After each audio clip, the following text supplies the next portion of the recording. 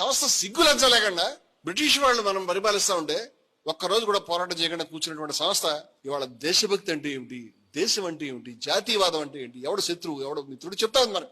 మనం వెంటనే ఉన్నాం. నువ్వు ఎందుకంటావు తెలుసా? నువ్వు ఎందుకు నీకు ఇది విషయం కాదు అని బాధపడలేదు తెలుసా? నువ్వు నేను ఎందుకు పట్టించుకోవట్లేదు తెలుసా?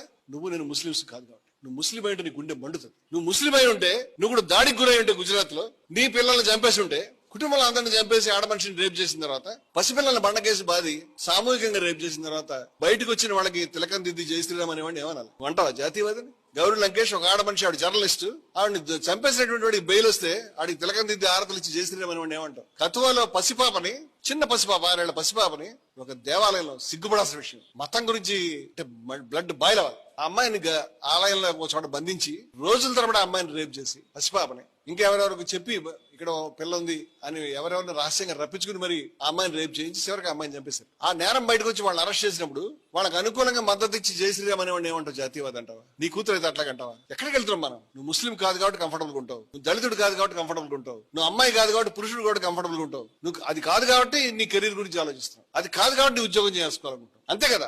ఎవడు బాధపడితే వాడే మాట్లాడాలి. ఇక్కడ మనలో ఎవడైనా కూర్చుంటే ఆయన ఎవడైనా పొడి చేస్తే ఆయన కూడా పోరాడుకోవాలి. మనం మాట్లాడాలి. అలాగే చెప్తాం మనం. ఈ గదిలో కూర్చున్న వాళ్ళ మీద ఎవరైనా వచ్చి బయట వాళ్ళు దాడి చేస్తే ఆయన కొట్టి చంపుతుంటే కానివ్వండి, మీరు మాట్లాడండి.